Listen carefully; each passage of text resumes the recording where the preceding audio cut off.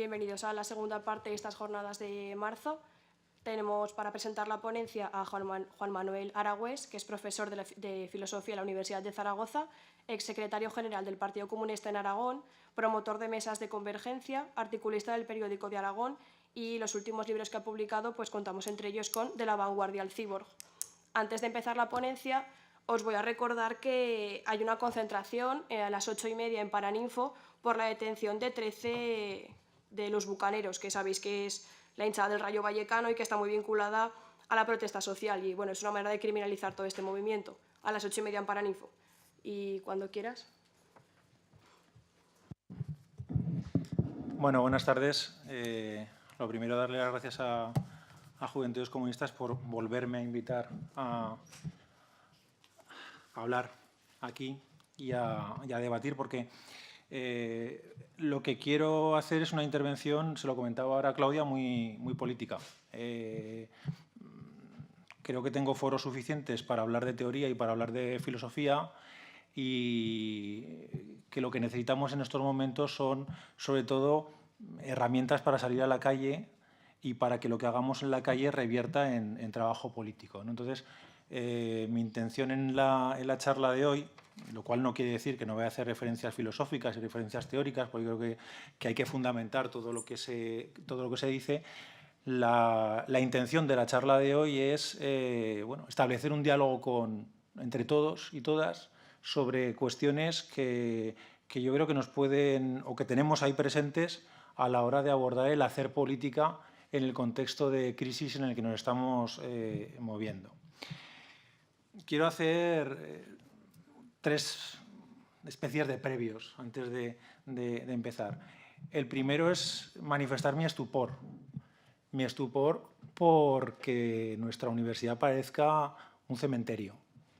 Es algo que no entiendo, que se me escapa, que con la que está cayendo sigamos con normalidad, algunos dando clases, otros acudiendo a clases, evaluando, yendo a bibliotecas. Que no digo que no haya que hacerlo, no estoy proponiendo hacer una huelga ni nada de esto, porque es otra de las cosas que quizá deberíamos debatir, cuáles son los instrumentos de protesta, y la cuestión de las huelgas creo que habría que debatirla, ¿no? Pero me sorprende muchísimo la sensación de normalidad que se respira en los pasillos de la universidad. Por dos cuestiones. Primera, porque la universidad no es más que una parte de la sociedad y debería reflejar lo que sucede en la sociedad. Y evidentemente creo que en pocos momentos ha caído tanto como está cayendo en estos momentos en nuestro país. Y no se ve en los pasillos de nuestros centros un reflejo de lo que está sucediendo en la calle. Y en segundo lugar, pues porque tenemos motivos específicos en la universidad para movilizarnos. Las agresiones que se están sufriendo justificarían el que hubiera movimientos de protesta, de reivindicación. Yo lo digo como profesor de filosofía, al que el año que viene le quitan el máster de estudios filosóficos, sin una justificación adecuada, con lo cual añadimos a la agresión del ministerio, del ministro Wert, hacia la filosofía en bachillerato, la agresión que se está produciendo en el ámbito de la universidad. Con lo cual, lo primero que quiero dejar encima de la mesa es mi estupor por la normalidad que estamos viviendo, de la que todos somos responsables, y el que habla el primero, ¿no? En segundo lugar, querría, al hilo de unas jornadas que tuvimos hace poco, yo soy el coordinador de la prueba de acceso a la universidad en filosofía, y organizo todos los años, bueno, este es el segundo año, unas jornadas dirigidas a profesorado de secundaria. Y en las de este año una compañera habló de Rosy Braidotti y hablaba de hacer política desde la alegría, ¿no? Bueno, pues yo también intentaría hacerlo en ese sentido. ¿Por qué lo digo esto? Pues porque a veces nos reunimos, yo entiendo que quienes estamos aquí estamos porque bueno, queremos cambiar las cosas, queremos enfrentarnos a un sistema que no nos gusta, y a veces nuestras reuniones parecen reuniones muy malhumoradas, ¿no? en las que nos miramos y hablamos con unos tonos que a veces dificultan el acercarnos entre nosotros, cuando el enemigo no está aquí dentro, ¿eh? El enemigo está fuera. Y aquí lo que tendríamos que hacer es alegrarnos de que estamos juntos, ¿eh? De que queremos hacer cosas en común, que queremos transformar y que, bueno, pues tenemos una orientación política que por lo menos nos permite coincidir en esta sala para reflexionar determinadas cosas, ¿no? Entonces, esa sería la segunda cuestión, el reivindicar una cierta amabilidad a la hora de hacer política. Y en tercer lugar, y con esto ya empezaría la charla, lo que quiero es reflexionar dentro de nosotros y nosotras, dentro de nosotros mismos, dentro de nosotras mismas, desde la experiencia del 15M. No estoy en absoluto haciendo una santificación, y la palabra desde luego no es la más adecuada, del 15M, pero yo creo que sí que el 15M pone encima de la mesa determinadas cuestiones, determinados problemas sobre los que es preciso hablar. Entonces, yo lo que voy a hacer es poner encima de la mesa 3 o 4 problemas que desde mi punto de vista se plantean como consecuencia del 15M y que creo que es absolutamente imprescindible que abordemos y que resolvamos para hacer política. Que abordemos y que resolvamos para hacer política. Porque, como os he dicho, la intención de esta charla es una intención fundamentalmente política.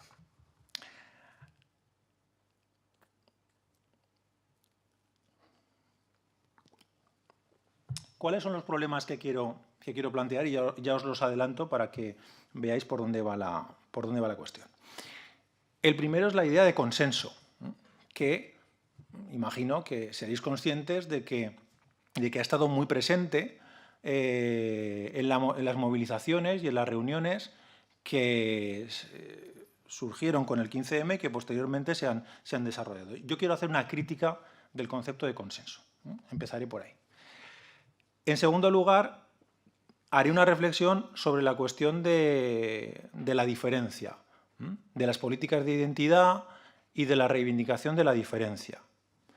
En el sentido de que creo que es preciso reivindicar la diferencia, pero no desde estrategias que a lo que conducen es a la disgregación, al enfrentamiento, a la archipelagización del movimiento, ya que nos encontremos con que cada vez estamos más divididos, más lejanos, cuando yo creo que en la situación política en la que nos encontramos de lo que se trata es de construir lo común, de intentar buscar la construcción de esa mayoría que realmente somos.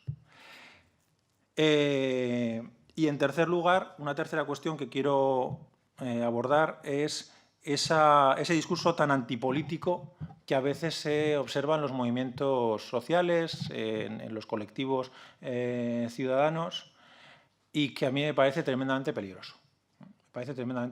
Entonces, quiero abordar esas 3 cuestiones y es en lo que voy a entrar. La primera cuestión es la cuestión del consenso, la idea de consenso. Vamos a ver, por empezar con un ejemplo práctico.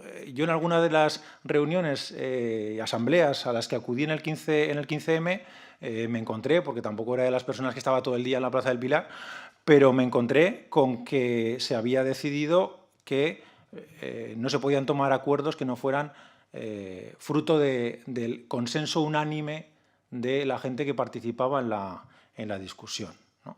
Y eso se planteaba pues, desde una perspectiva de otra forma de hacer política, de un planteamiento alternativo, etcétera, etcétera. Bueno, yo adelanto que no estoy en absoluto de acuerdo. No estoy en absoluto de acuerdo.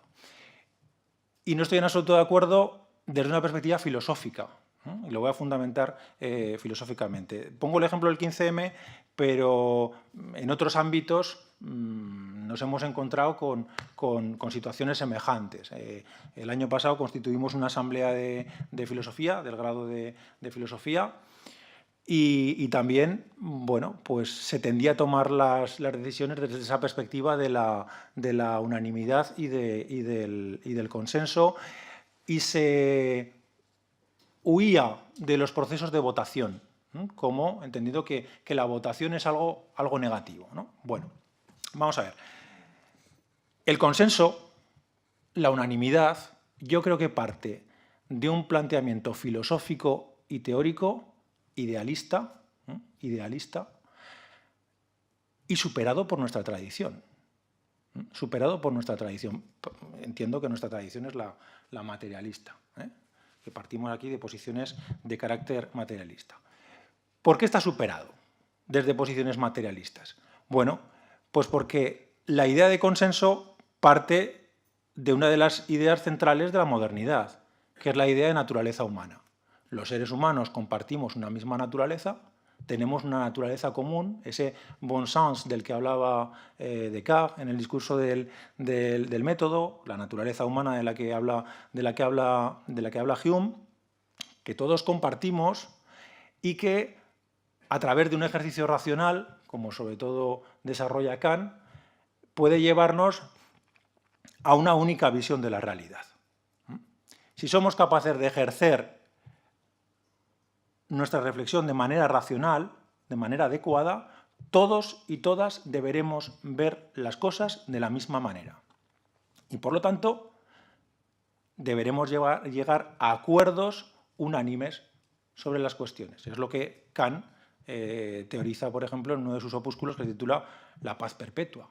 Y esa paz perpetua viene precisamente del hecho de que, bueno, hemos alcanzado la racionalidad y desde el ejercicio de la racionalidad ya vemos todos y todas las cosas desde la misma perspectiva, de manera unánime, es decir, con una única alma. Eso quiere decir unánime. Bueno, yo creo que nuestra tradición, la tradición materialista, precisamente desde los sofistas hasta Marx, pasando por Epicuro, pasando por Lucrecio, pasando por Maquiavelo, pasando por Spinoza, lo que se ha encargado de recordarnos, de plantear, es el concepto de diferencia, del que, por cierto, hablaré posteriormente. Es decir, el hecho de que los seres humanos somos diferentes. Los seres humanos estamos afectados por, dirá Marx, diferentes mediaciones, clases sociales, género, educación, lugar donde se vive, etcétera, etcétera, que nos van a hacer ver la realidad desde diferentes perspectivas. Es decir, no hay una realidad única y no hay una naturaleza humana común, sino que lo que hay es una realidad sometida a miradas múltiples, a miradas de sujetos que son diferentes entre sí, por su origen, por su procedencia, por su edad, por su género, por su clase social, etcétera, etcétera. Eso, el materialismo, es algo que ha subrayado una y mil veces. Marx dice en su tesis sexta sobre Feuerbach: la esencia humana es el conjunto de sus relaciones sociales. La esencia humana es el conjunto de las relaciones sociales del sujeto. Y como cada uno tenemos nuestras relaciones sociales, pertenecemos a una clase, pertenecemos a una familia, hemos nacido en un sitio, nos relacionamos con una gente, somos de una cultura, hemos vivido en un ámbito religioso determinado, etcétera, etcétera, tenemos miradas diferentes sobre la realidad. Somos sujetos diferentes. Desde esa perspectiva, reivindicar como procedimiento el consenso y la unanimidad que el consenso implica, me parece, primero, filosóficamente idealista y políticamente inmovilista, porque raras son las ocasiones en las que se produce la unanimidad en la discusión política. Siempre tenemos matices, siempre tenemos elementos de una cierta discrepancia. ¿Qué quiere decir esto? ¿Que estoy haciendo una reivindicación de la votación pura y dura y del centralismo democrático y de levantamos la mano, si hemos quedado 50-49, pues se siente por los 49, pero han ganado los 50? No, evidentemente yo entiendo que detrás de esa idea de consenso que mucha gente defiende, y creo que la defiende además pues, desde unas posiciones pues de honestidad, de pretensión de superar formas de hacer política que han sido perjudiciales. Esa idea de consenso yo creo que lleva a una parálisis política. Lleva a una parálisis política. Lo cual, como digo, no me lleva a una reivindicación de la votación pura y dura. Creo que es positivo el forzar al máximo el crecimiento de los elementos de encuentro en un proceso de discusión, que las cosas no deben resolverse a toda velocidad y a través de una votación y se acabó, que cuantas más vueltas se le pueda dar a un asunto y consigamos mayores niveles de acuerdo, pues mejor, pero que se puede llegar a un momento en que haya posiciones irreductibles y que nos encontremos con que un 80% de una reunión está a favor de una cosa y otro 20% no lo defiende. Entonces, ¿qué tenemos que hacer? ¿Dejar de tomar una decisión política porque no se ha llegado a la unanimidad? Además, muchas veces, fijaos, en estos procesos se habla de consenso, pero todos tenemos la experiencia de que en las reuniones políticas no habla todo el mundo. No habla todo el mundo. Y el silencio de muchos es interpretado como que se está de acuerdo con lo que se está planteando. Y muchas veces el silencio de la gente es simplemente pues falta de decisión para hablar, falta de confianza a la hora de argumentar, lo que sea, ¿no? Entonces, yo creo que estos procesos de búsqueda de la unanimidad parten de posiciones de carácter idealista, y desde luego no consiguen el objetivo que buscan de forzar procesos de unanimidad. Esto lo he hecho aquí encima para discutirlo, precisamente, porque yo sé que hay gente que sigue defendiendo este tipo, o sea, que sigue defendiendo, no, que defiende esto y que lo defiende con argumentos que podemos discutir. Yo lo que he querido es poner encima de la mesa mi posición sobre la cuestión porque me parece una cosa importante. Me parece una cosa importante porque si volvemos a un proceso como el del 15M y volvemos a buscar mecanismos de estas características, nos encontraremos con evidentes parálisis en la toma de decisiones. Una segunda cuestión que me gustaría abordar es la de las políticas de identidad, que está vinculada con la cuestión de la diferencia que os decía antes. Evidentemente, desde una perspectiva materialista, de lo que se trata es de realizar una reivindicación de la diferencia. Pero yo creo que todos somos conscientes de lo que es nuestro entorno político. Yo creo que la mejor imagen de lo que es ese entorno político es esa divertidísima película de la vida de Brian, ¿no? Ese momento en el que en el foro romano pues empiezan a aparecer frentes de liberación y frentes populares y frentes de no sé qué, algunos constituidos por una única persona, ¿no? Bueno, yo creo que de una manera jocosa, pues ahí Monty Python nos saca los colores, ¿no? Y nos muestra lo que desgraciadamente es nuestra tradición de la izquierda, ¿no? Esa tendencia a la constante escisión. Bueno, por fundamentarlo, por hablar teóricamente, hasta me he traído aquí un libro para hacerlo más profesoral. La cuestión de la diferencia. Yo creo que hay dos maneras de abordar la diferencia. Bueno, yo creo que hay dos maneras, más bien, sigo a un filósofo francés, a Gilles Deleuze, en la cuestión de la diferencia. Deleuze dice una cosa que he traído para leerla textualmente porque, bueno, puede pasar inadvertida en una primera lectura, puede parecer una tontería, pero esto es una bomba teórica. Lo que voy a leer, desde mi punto de vista, claro, es una bomba teórica. Dice Gilles Deleuze en este tochazo que se llama Diferencia y repetición. Dice, consideremos dos proposiciones. Solo lo que se parece difiere. y solo las diferencias se parecen. Aquí está esto es, solo lo que se parece difiere y solo las diferencias se parecen.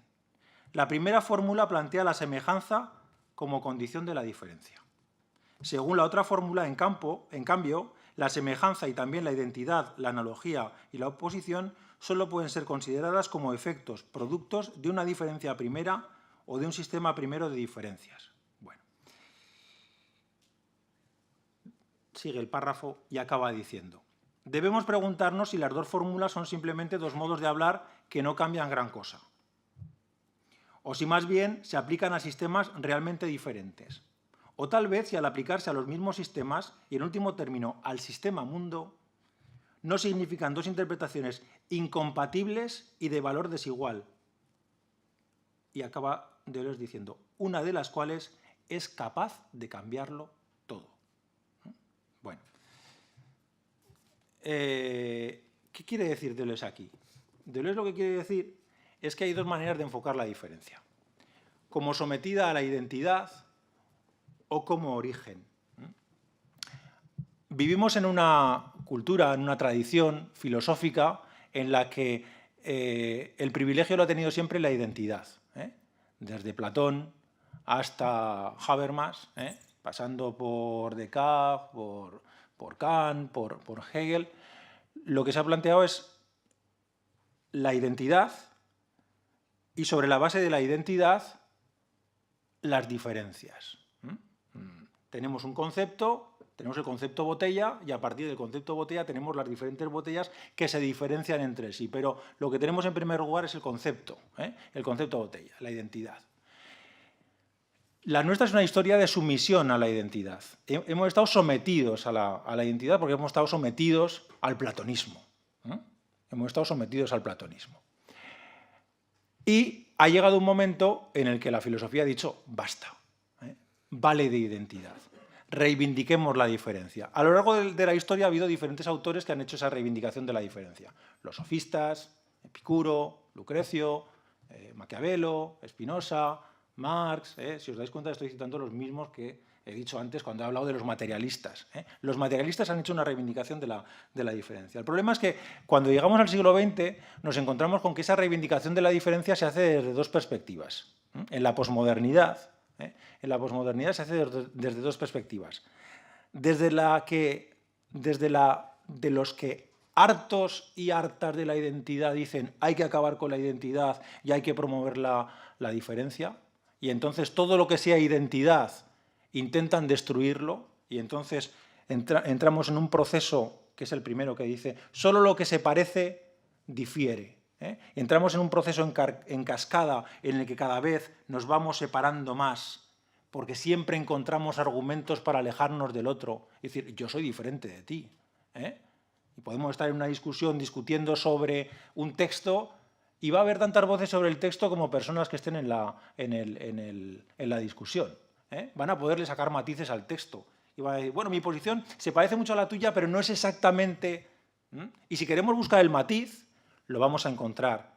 Y vamos a poder encontrar 8 posiciones si hay 8 personas sobre el mismo texto. Si lo que buscamos es encontrar las diferencias, las encontramos, evidentemente.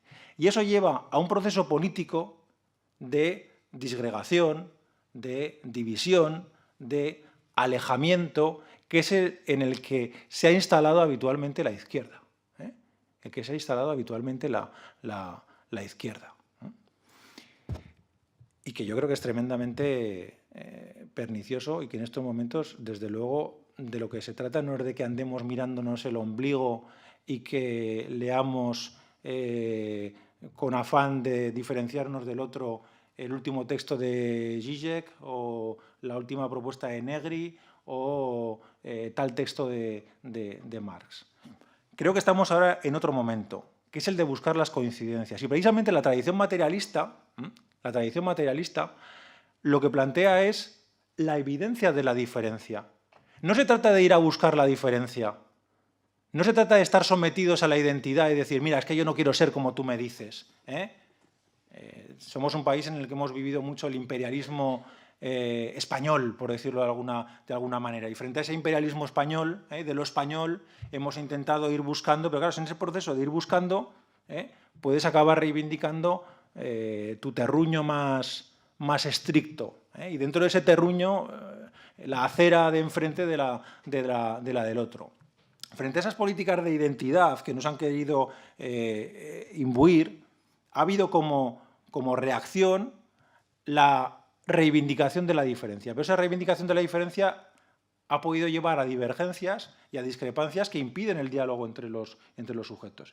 Mientras que la tradición materialista lo que nos dice es: somos diferentes. No hace falta que reivindiquemos la diferencia. Somos diferentes. No hay más que mirar a nuestro alrededor y ver cómo somos diferentes y cómo tenemos formaciones diferentes, gustos diferentes, relaciones diferentes, lecturas diferentes, etcétera, experiencias diferentes. Somos ya la diferencia. Y en la medida en que somos la diferencia, políticamente lo único que nos queda es buscar el encuentro, buscar los elementos comunes desde esa diferencia que nos caracteriza. Echar encima de la mesa aquello que nos puede conducir, como dice el título de la charla, a construir, en este caso, la mayoría política.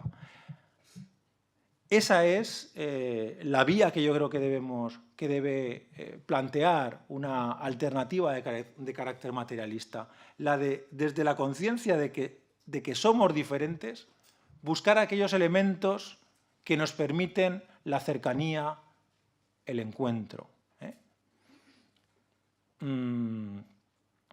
creo que si nos pusiéramos aquí a hacer un programa político de mínimos, es que no tendríamos mucho problema en echarlo encima de la mesa. Creo que tenemos bastante claras algunas cosas. Claro, si dentro de ese programa de mínimos nos pusiéramos a diseccionar alguno de los aspectos, evidentemente vamos a encontrar elementos de discrepancia, porque hay quien pone más el acento en la cuestión ecológica, hay quien pone más el acento en la cuestión de género, hay quien pone más el acento en la cuestión obrerista, hay quien pone más el acento en. Pero de lo que se trata en estos momentos, entiendo yo, es de buscar ese mínimo que nos permita la confluencia política para hacer frente a lo que está sucediendo. Y creo que se puede fundamentar teóricamente, como estaba diciendo. Se ha presentado como no sé, coordinador o algo así de mesas de convergencia en Aragón. Mesas de convergencia, precisamente, lo que pretendió en su nacimiento fue ese, buscar la convergencia, buscar el encuentro entre tradiciones que, teniendo un 90% de ADN común, siempre se han dado de hostias por el 10% que no les unía. Siempre. Y eso es lo que resulta absolutamente incomprensible. Para mí una de las satisfacciones del 15M fue ir a la Plaza del Pilar y encontrarme con gente con la que por la calle pues casi ni te saludabas, porque habías tenido algún roce en Izquierda Unida o donde fuera, y casi ya ni te saludabas, y vernos en la Plaza del Pilar y darnos un abrazo. ¿Por qué? Porque nos dimos cuenta en ese momento de que esa era nuestra movida, de que había muchísimas más cosas que nos acercan que nos separan. Entonces, desde esa perspectiva, yo creo que es desde la que se debe desarrollar el trabajo político en estos momentos. Desde la idea de conflicto, como dice el título, pero el conflicto, el antagonismo, con quien realmente debemos tener el antagonismo. No buscar el antagonismo dentro de nuestras propias filas. Y una tercera cuestión, y con esto terminaré, no sé cómo voy de tiempo. Una tercera cuestión, y con esto termino, porque además lo que me apetece es que discutamos, porque yo creo que son cuestiones que hay que echar encima de la mesa, ¿no? Y no pretendo pontificar, y menos a una hora de que nos quedemos sin papa. Cuando acabe esta charla estaremos sin papa. Esto es una cosa increíble. La tercera cuestión es ese antipoliticismo ese antipoliticismo que se respira en algunos movimientos, en muchos movimientos, que yo creo que además confunde apartidismo con apoliticismo. A mí me parece bien el apartidismo de los movimientos, en el sentido de que los movimientos yo entiendo que no deben estar asimilados a una organización política concreta, para eso está la organización política concreta. Pero esa abominación de la política que se detecta en mucho movimiento social, a mí me parece una intrusión fascista en el proceso político que estamos llevando adelante. Esa frase tan repetida de todos son iguales, con la que nos bombardean constantemente, a través de los hechos se puede demostrar fehacientemente que no todos y todas son iguales, en absoluto. Es una afirmación que yo rechazo radicalmente. Lo cual no quiere decir que dentro de nuestras filas haya gente reprobable, sin ninguna duda. Haya gente aprovechada, sin ninguna duda. Haya gente que venga a medrar, sin ninguna duda, la hay. Y lo que deberemos hacer es aislarla. Pero que nadie me compare, a una Cospedal con un Julio Anguita. Que Julio Anguita dejó de ser secretario general del PC y coordinador de Izquierda Unida, se volvió a su curro. Lo mismo que había hecho Gerardo Iglesias, por cierto. Se volvieron a su curro. Poco tiempo, etcétera, etcétera. Se jubiló y estas cosas. Pero creo que hay una distancia tan abrumadora entre algunos actores políticos de este país y otros actores políticos de este país, que esa afirmación de que todos son iguales no se sostiene. No se sostiene. Os voy a contar una anécdota que me atañe muy personalmente. Mi ex fue concejal del Ayuntamiento de Zaragoza por Izquierda Unida. En la primera legislatura que estuvo, era costumbre del Ayuntamiento pues hacer en Navidad un regalo a cada concejal. Todos los cargos públicos de Izquierda Unida rechazaron los regalos tanto de Ayuntamiento de Zaragoza como Diputación Provincial de Zaragoza como Cortes de Aragón. Al día siguiente estaban en los medios de comunicación diciendo que, en el caso de mi ex, que le había hecho un feo a la alcaldesa, porque había rechazado un regalo, ¿no? Un regalo que se le hacía con dinero público. Quiero decir que los propios medios bueno, fue además el medio en el que escribo ahora. Los propios medios de comunicación tienen como estrategia muchas veces la reproducción del propio sistema, ¿no? El apoliticismo que se respira en movimientos, en mareas, en asambleas, 15M, etcétera, etcétera, yo creo que debe ser combatido dialécticamente y amistosamente, fundamentalmente con el argumento de que es que se está haciendo política. Es que una asamblea 15M está haciendo política. Es que las mareas están haciendo política. ¿Cómo que se abomina de la política? Pero si lo que se está haciendo es política con mayúsculas. Claro que no nos ayuda el hecho de que cada vez que se convoca una huelga general y la derecha empieza a decir es una huelga política, los sindicatos empiezan a decir no, que no es... ¿Cómo que no es política? Los sindicatos se apresuran a decir no, que no es una huelga política. A ver, ¿cómo que no es una huelga política? Una huelga que se hace contra una política económica. Pues claro que es una huelga política. No es una huelga partidaria, no es una huelga de tal partido, pero es una huelga política. Entonces, en este país hay un miedo visceral a la palabra política que tenemos que rechazar de plano y reivindicar lo político, porque yo entiendo que en estos momentos estoy haciendo un acto político, un acto teórico, pero también un acto político. Y tengo la impresión de que si ese discurso antipolítico se instala, vence, nos podemos encontrar con un proceso como el italiano. A mí lo que está sucediendo en Italia me parece dramático, dramático. ¿Dónde está la izquierda en Italia? Bersani es la izquierda en Italia, es la única izquierda que queda en Italia. Un movimiento como el de Grillo, que algunas cosas, pues bueno, las podríamos suscribir, ¿no? Pero ese mensaje tan airado, tan antipolítico, que le ha llevado a conseguir un 20%, creo que es la distancia que hay entre Italia y Grecia es la que nos tendría que hacer reflexionar. Nuestro camino es Grecia, no es Italia. Nuestro camino es la política, no la antipolítica, ¿no? Entonces, desde esa perspectiva, yo creo que aquí tenemos tres temas, tres cuestiones que desde mi punto de vista es muy importante que discutamos.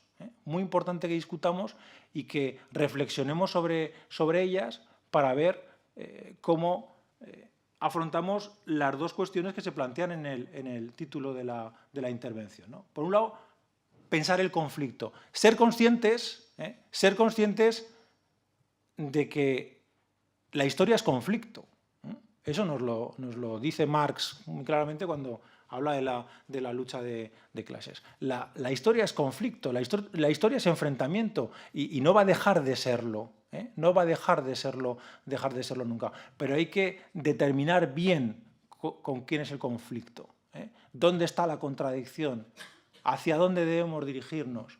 Y en ese proceso de examinar dónde está la contradicción, construir la mayoría social. Porque somos la mayoría social quienes estamos padeciendo esta brutal crisis con la que nos estamos encontrando, este expolio al que se nos está sometiendo. Y como no seamos capaces de construir esa mayoría en un plazo razonable, como no demos pasos en esa dirección, nos van a pasar por encima como están haciendo con una brutalidad tremenda. Lo que se está haciendo con la enseñanza, lo que se está haciendo con la sanidad, es algo que sobre todo vosotros y vosotras vais a sufrir en un futuro muchísimo más de lo que algunos ya vamos a sufrir. Pero el panorama que os plantean delante es un panorama atroz, al que o se le hace frente de manera decidida o tendremos la partida absolutamente perdida. La tendremos perdida. Si no somos capaces, y yo me alegro de que se hayan organizado unas jornadas con esta idea de organizar la resistencia. Si no somos capaces de pasar ya del proceso de movilización, que está muy bien, salir a la calle, las mareas, etcétera, está muy bien, está fantástico darse la mano con otra gente en la calle, pero o le damos a eso una dimensión política, o le damos a eso una fuerza política, institucional y ciudadana, o nos pasan por encima. Y yo lo que he querido ha sido echar encima de la mesa algunas cuestiones que creo que nos pueden ayudar a construir esa mayoría. Gracias.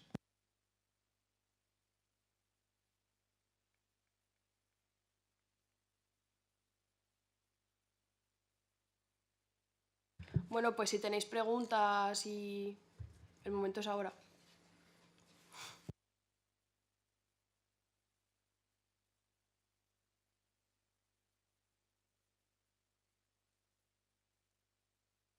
No me diréis que estamos de acuerdo y que lo que he dicho del consenso lo he conseguido hablando, ¿no?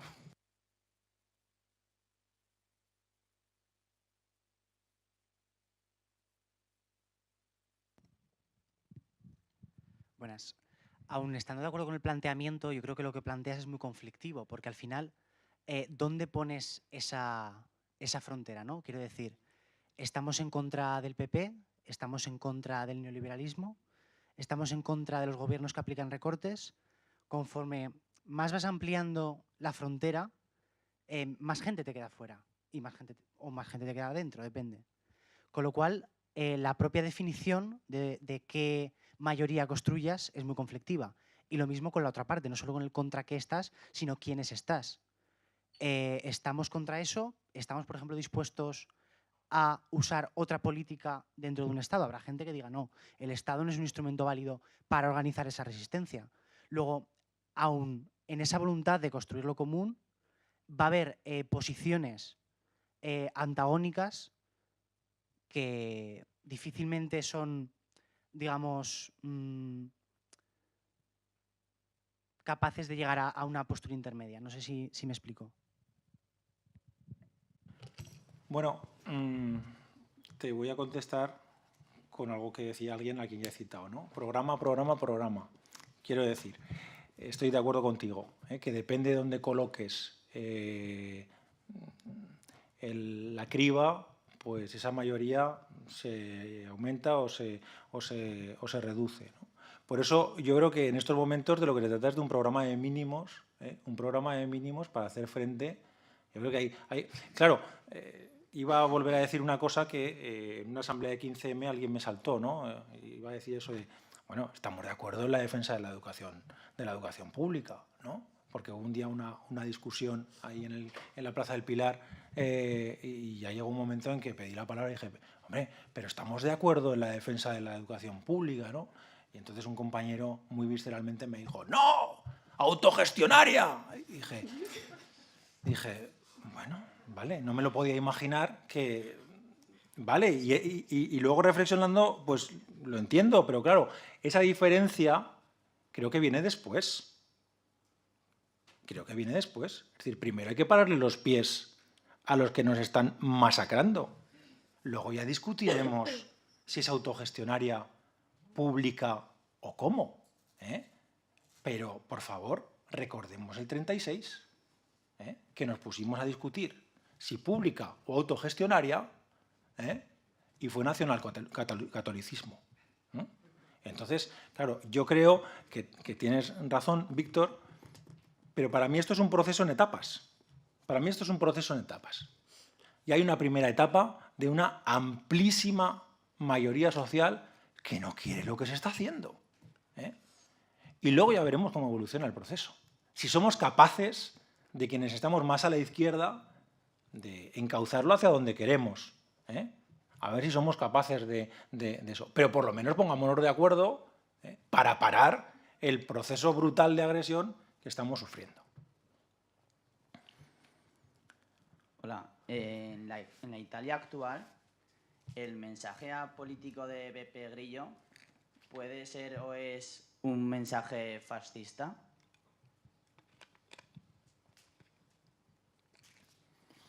Hombre, pues primero yo no conozco en profundidad el programa de Grillo, ¿no? Pero tanto como fascista, yo he seguido estos días un poco debates sobre la cuestión y lo que veo es que los seguidores de Grillo es gente muy indignada con el sistema, gente muy enfadada con el sistema, con la corrupción brutal que vive Italia, con los recortes, con la hegemonía de los mercados sobre la sociedad, pero que se ha encauzado eso hacia un discurso antipolítico.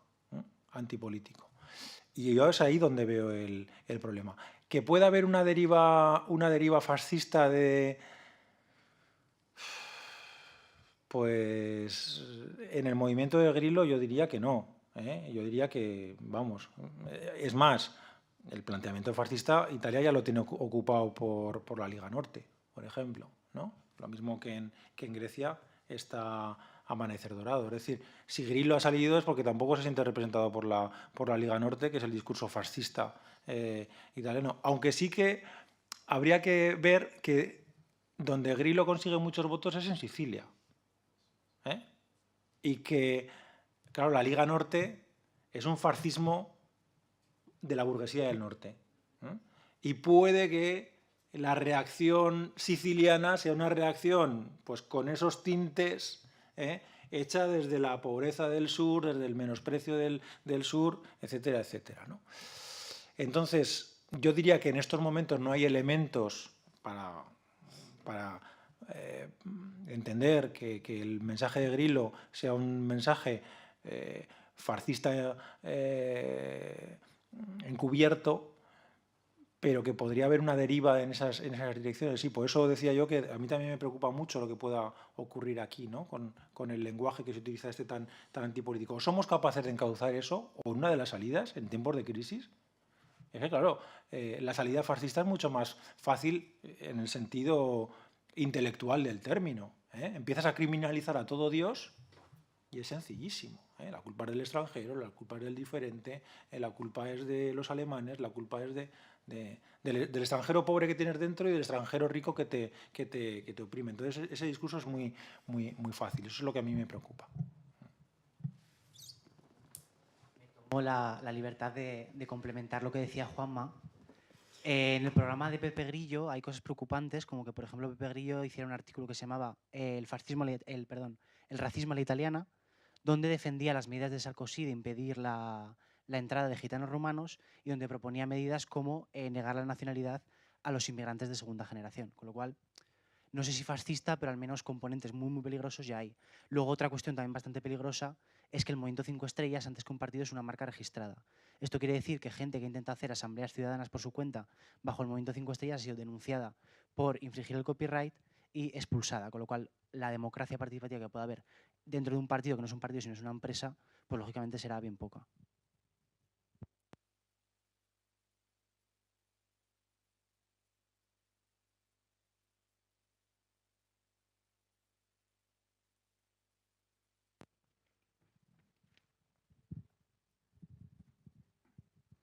A mí me gustaría que sacáramos aquí, ya que ha sido, que tampoco parece que hay muchas preguntas y nada, ¿qué podría ser ese programa de mínimos?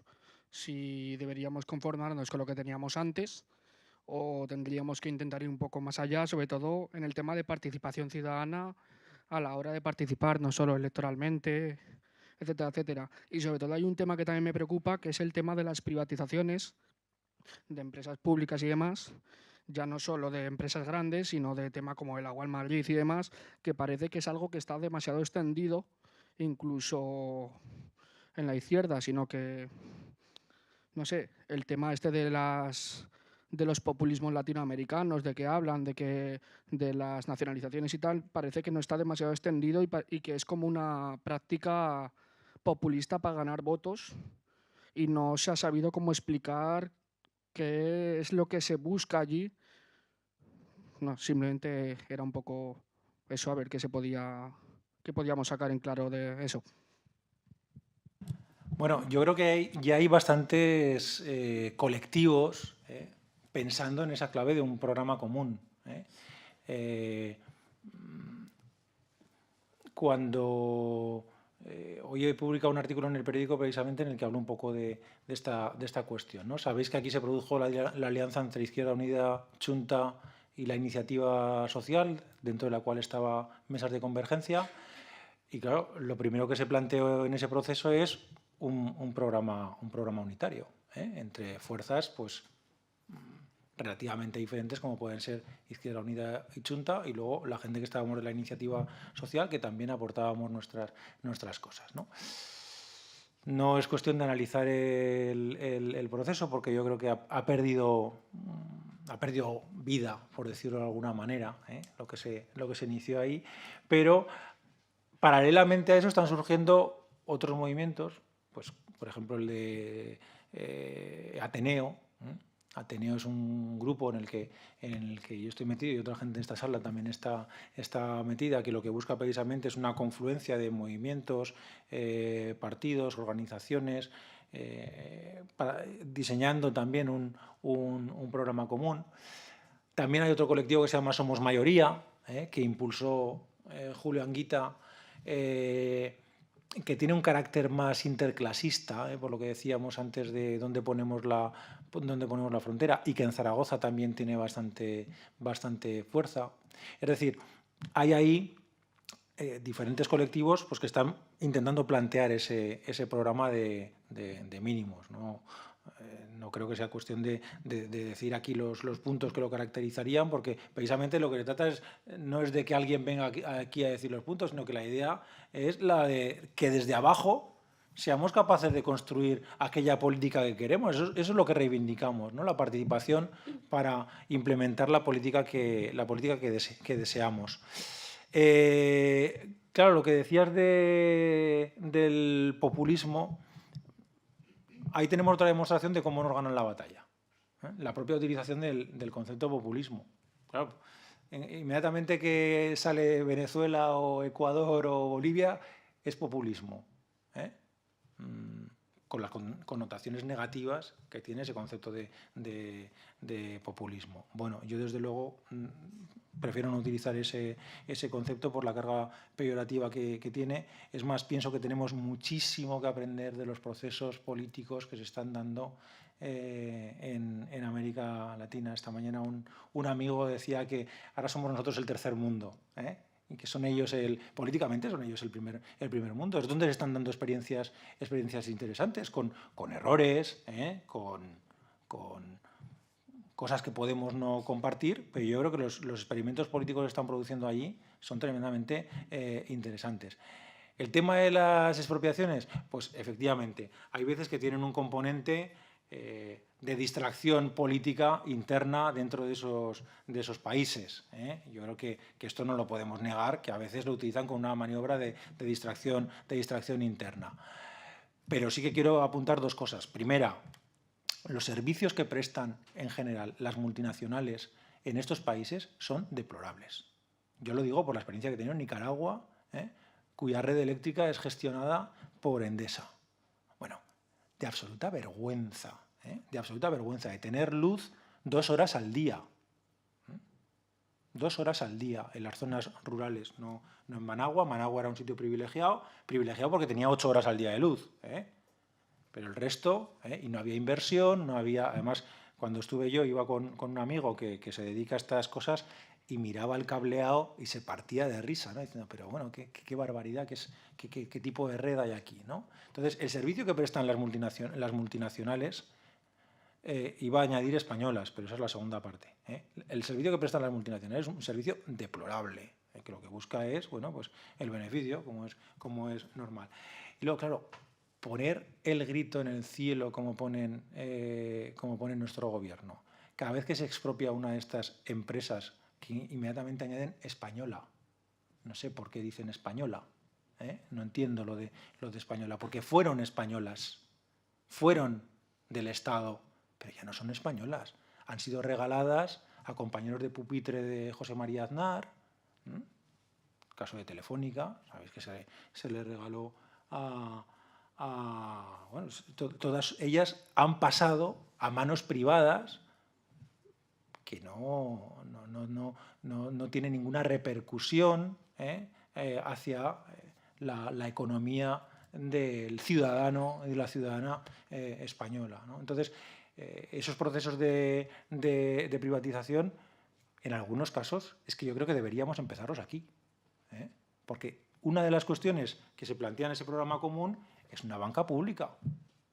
Una banca pública que se encargue de hacer lo que no están haciendo los bancos. Joder, perdón, hemos nacionalizado Bankia para socializar las pérdidas. Es que el capital funciona de esta manera. Socializa las pérdidas y privatiza los beneficios. Entonces, hemos nacionalizado la ruina más absoluta. Hoy salían los números de Bankia. Eso es lo que hemos nacionalizado. En vez de tener una banca pública como había antes, una banca pública que dinamizara la economía, que prestara capitales, que interviniera, que en vez de eso, lo que estamos haciendo es meter dinero para sanear, teóricamente, determinados bancos que una vez que estén saneados volverán a manos privadas. Eso sí que es un robo. Eso sí que es un robo y no lo que puede hacer Bolivia o lo que puede hacer Venezuela o Ecuador. Pero eso son simples maniobras, desde mi punto de vista, son simples maniobras de distracción por parte de nuestro gobierno para que miremos hacia otro lado y no veamos que quienes realmente nos están robando son ellos. Están robando lo nuestro. Están robando algunos salario con las pagas extraordinarias, pero a todos y a todas nos están robando la sanidad, la educación, nos lo están robando, no tiene otra palabra. Claro, aquí probablemente, voy a decir, nos están robando presuntamente, o alguna cosa de estas, porque efectivamente si vamos al código, a la legislación, lo que estoy diciendo no tiene sustento legal. Pero precisamente nuestros teóricos lo que nos dicen, por ejemplo, es que el concepto de robo hay que revisarlo, hay que revisarlo, porque en nuestra legislación robar es coger una pistola y asaltar a alguien por la calle. Pero lo que está haciendo de detraer aquello que es de todos para dárselo al negocio privado, eso no es robar. A mí me parece un robo de una magnitud fenomenal.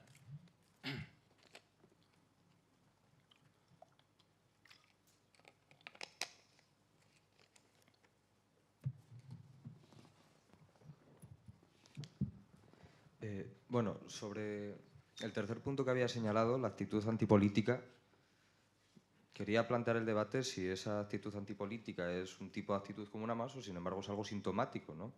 Que está revelando una crisis, ya sea de los políticos actuales que tenemos, que es donde se centra la crítica y la saña, o bien está exacerbando una crisis en el modelo político que estamos teniendo, o en ambos. Ese es el planteamiento que quería dar. ¿Puedes repetir el final? Sí, si esta actitud antipolítica es una crítica a las figuras políticas que nos representan, pues estos grandes maleantes, ¿no?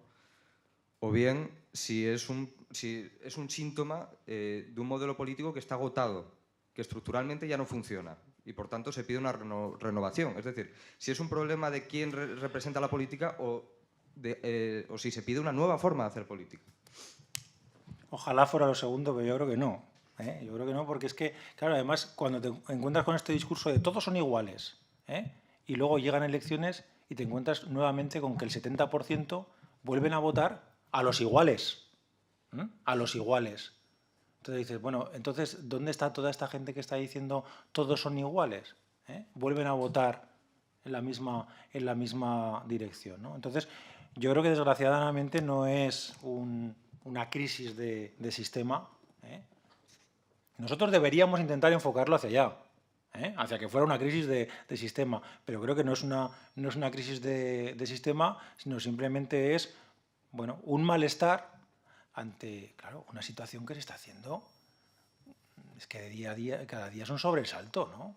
Abrir enchufar la televisión, abrir un periódico, cada día es un sobresalto de los escándalos que recorren este país, pero yo me temo que detrás de eso, de ese malestar y ese hartazgo de lo político, no hay la reivindicación de una nueva forma de hacer política, lo que viene demostrado por el hecho de que lo que se acaba exorcizando muchas veces es la política en general.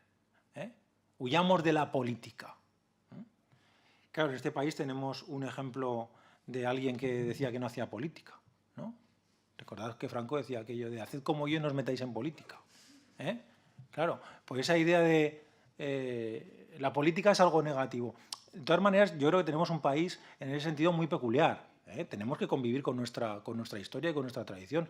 Es que somos un país que en el siglo XX no ha tenido... Bueno, en el siglo XX, y qué decir del XIX y del XVIII, no hemos tenido experiencia democrática. No hemos tenido experiencia democrática.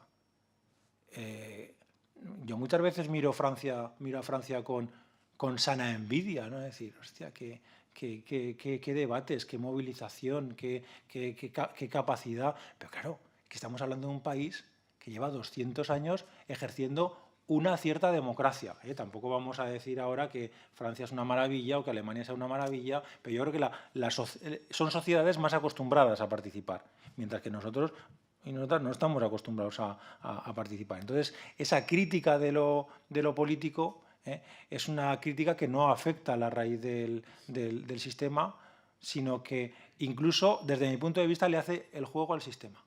Le hace el juego al sistema porque aleja a la gente de lo político. Y nuestro objetivo debería ser el convertirlo en una crítica sistémica, o cuando menos una crítica que apuntara hacia la raíz real de los problemas.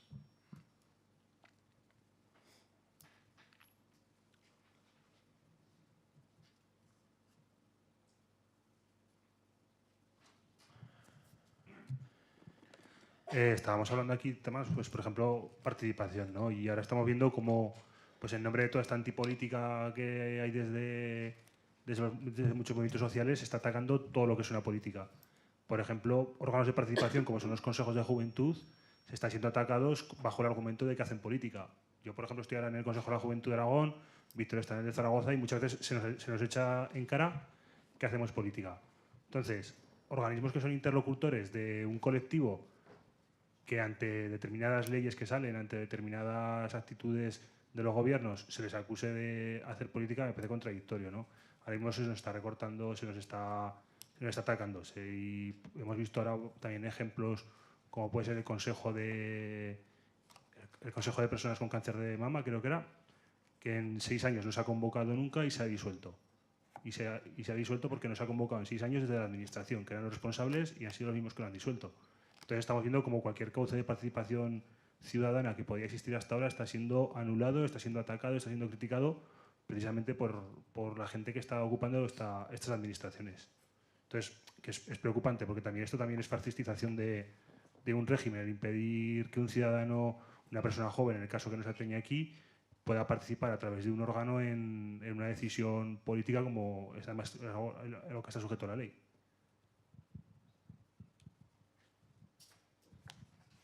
Sí, estoy de acuerdo con lo que planteas, ¿no? Poco puedo añadir a eso. Yo sí que quería decir... bueno, que ahí hay una palabra, sí.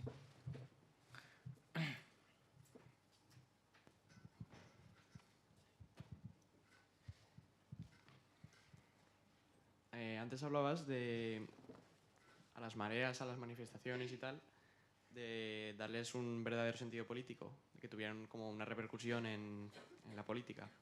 ¿Podrías decir a qué te refieres con eso? Pues a dos cosas. Y una era lo que empezaba a decir cuando te he visto que levantabas la mano, ¿no? A mí me sorprende un poco la distancia que podemos marcar entre lo que hacemos en la calle y lo que hacemos en los centros de trabajo. Y creo que es muy contradictorio a veces el que podamos estar en la calle reivindicando y diciendo y tal, y luego cuando llegamos al centro de trabajo es como que cambiamos el chip, ¿eh? Y eso se conjuga con la segunda cosa que quería decir, y cuando viene el poder desde arriba a decirnos lo que hay que hacer, ¿eh? Nuestra reacción es la del sí guana, ¿eh? Pero muy habitualmente la del sometimiento a, bueno, pues estamos aquí, las cosas son así, hay que hacerlas, no se puede hacer de otra manera, ¿eh? Pues es que me han mandado, estoy aquí, por lo tanto lo tengo que asumir. Es decir, el conflicto está en la calle, pero no somos capaces de llevarlo al centro de trabajo. Yo creo que esa sería una de las primeras cuestiones, digo en general, yo no veo que haya el mismo nivel de conflicto en la calle que en los centros de trabajo. Madrid, por ejemplo, sí que es un ejemplo, valga la redundancia, en ese sentido, en el tema de la sanidad. El conflicto ha estado en la calle, el conflicto ha estado en el centro de trabajo. Pero aquí sí que veo que hay una distancia, en general, en todo el país, entre lo que se mueve en la calle y luego la actitud, la pasividad de los centros de trabajo, ¿no? Eso por un lado. Es decir, la responsabilidad nuestra de politizar nuestro centro de trabajo. Y por eso he empezado diciendo lo que he dicho, ¿no? Que me parece sorprendente que no haya un puñetero cartel, que no haya un síntoma de malestar en los pasillos de nuestras facultades, ¿no? Y eso a mí no solamente eso, sino que a veces hasta desaparecen, ¿eh? Ayer hubo una cosa muy graciosa, y es que un profesor del departamento se quedó encerrado en el ascensor e hizo un texto divertidísimo, diciendo, bueno, recomiendo a quien se meta en el ascensor que venga con una silla plegable porque no vaya a ser que se quede colgado, y si es cerca de la hora de comer que lleve un bocata a mano porque igual se queda aquí mucho rato. Y bueno, pues un texto que lo leías y bueno, mientras esperabas el ascensor y te divertías, decías, joder, qué gracioso. Pues lo han quitado. Lo han quitado. O sea, hasta esto lo quitamos. Hasta una crítica jocosa la quitamos, ¿no? Entonces, eso por un lado, llevar el conflicto a nuestro centro de trabajo. Y por otro lado, intentar darle una traslación política a lo que estamos haciendo. Darnos cuenta que la marea verde, la marea blanca, la marea naranja y todas las mareas tenemos muchos puntos en común que se deben articular en ese programa de mínimos del que estamos hablando. Y la salida de esos procesos de movilización debe ser una plataforma, un bloque, como le queramos llamar, de intervención política.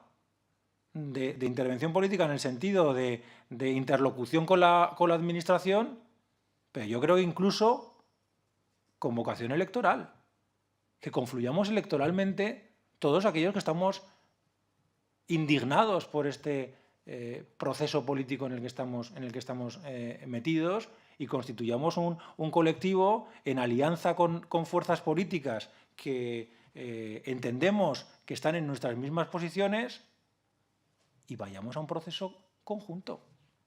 Eso es lo que defendía hoy precisamente en el artículo del periódico de Aragón. La necesidad de que los movimientos sociales, los movimientos ciudadanos, la gente indignada y las organizaciones políticas y sindicales que confrontan con la crisis se alíen para constituir, pues eso, un bloque o lo que sea, con una vocación de interlocución con la administración, de presión, de convocatoria de movilización y de, incluso, añado, convocación electoral. Estamos en un momento en el que no es posible que cada uno cultive su jardín. Creo que en las elecciones gallegas se vio muy claro esa nueva alianza que apareció, en la que estaba Izquierda Unida, ANOVA y tal, y que de repente, ¡boom!, surgió y consiguió bastante representación, y el BNG, que no se sumó a eso, yo creo que no podemos estar en esos juegos de voy a cultivar mi jardín. Ahora tenemos un jardín común que cultivar entre todos y entre todas. A eso me refería con lo de la politización. Y luego también me parece tremendamente importante el tema de confrontar con el poder en todos los ámbitos, en el sentido de superar esa tendencia a que cuando te dicen algo, inmediatamente plegarte a lo que se te plantea. Mi experiencia como director de instituto, yo he sido director de instituto durante un año en Calatayud, es que cuando a la administración le plantas cara te respeta, y cuando agachas la cabeza te pisa, te vuelve a pisar y te vuelve a pisar. Ahora, como no están acostumbrados a que les plantes cara, si les plantas cara dicen, ostras, a este no le tocamos porque nos planta cara. Vamos a pisar al otro al que ya hemos pisado, que este no se queja. Y yo creo que deberíamos ser conscientes de eso, de que si ante el pisotón aprietas los dientes y te callas, dicen, a este se le puede pisar, no pasa nada, no se queja. Y no, hay que enseñar los dientes y defender nuestros derechos.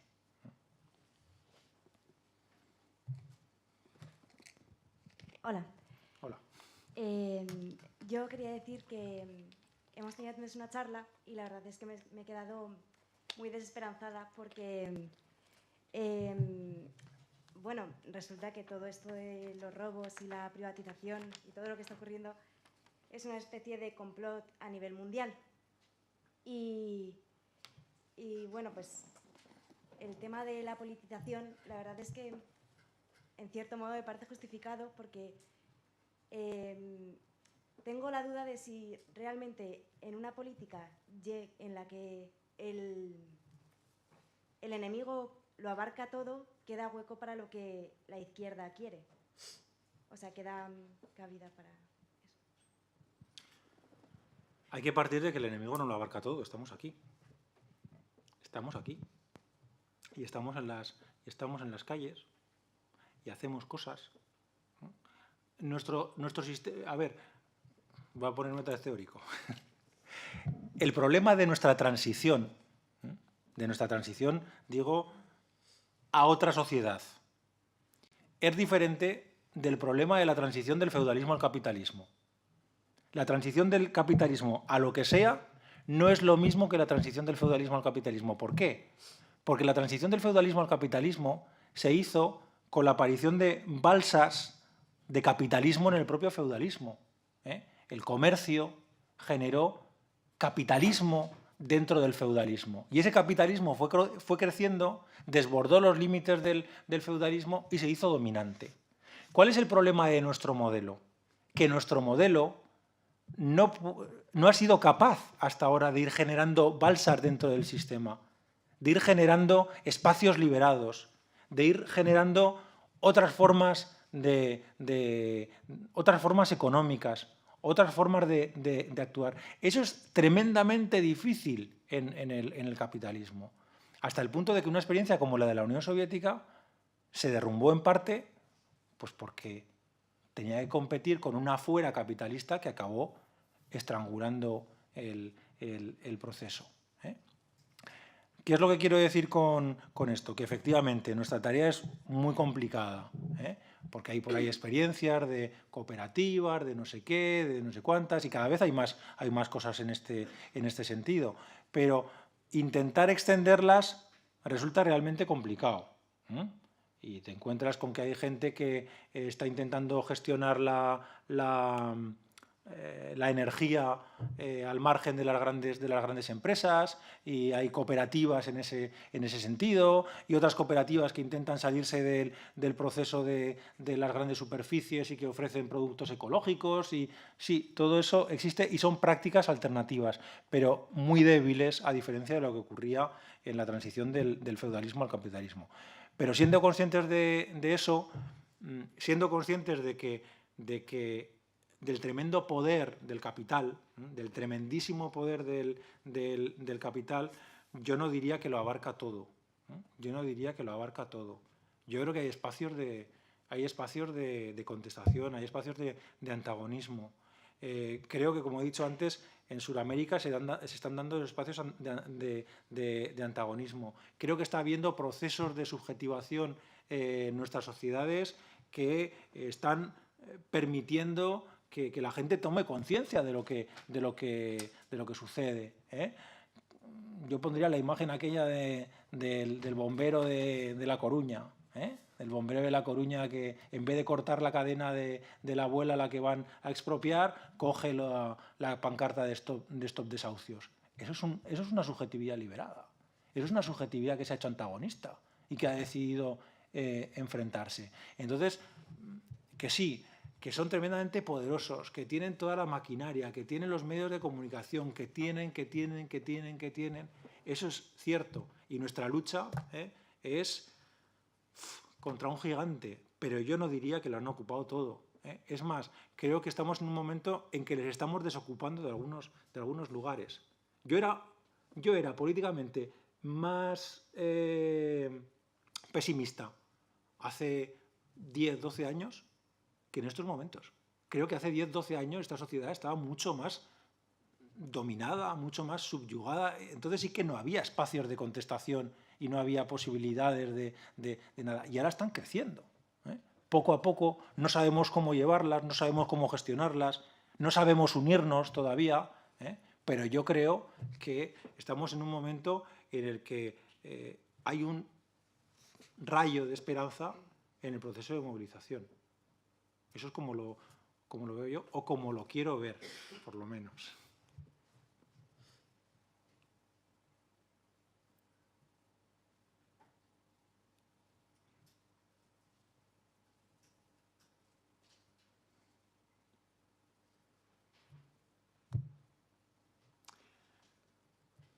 ¿Ya está? Pues, como esto es una charla organizada por las Juventudes Comunistas, no voy a ponerme a cantar,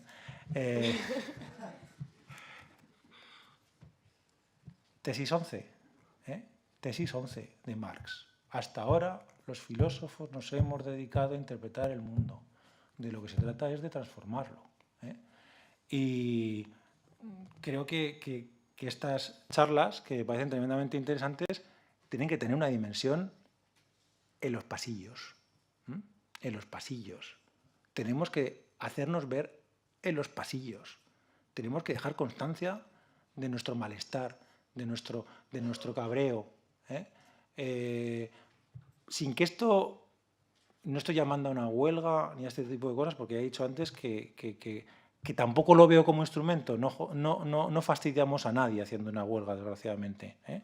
En la universidad no fastidiamos a nadie haciendo una huelga. Creo que nos podemos visualizar, hacernos visibles de otras maneras, pero entre la huelga y la invisibilidad, ¿eh? hay caminos, ¿eh? Y yo creo que debemos esforzarnos por que se visibilice nuestro malestar y que en nuestra universidad se vea que somos reflejo de una sociedad que está harta, ¿eh? Y que quiere cambiar las cosas. Y por mí, ya está. Bueno, pues termina aquí la ponencia y recordaros que la siguiente, la de Pablo Iglesias, el 1 de marzo a las 6:30, ¿vale? Y muchas gracias. Mañana.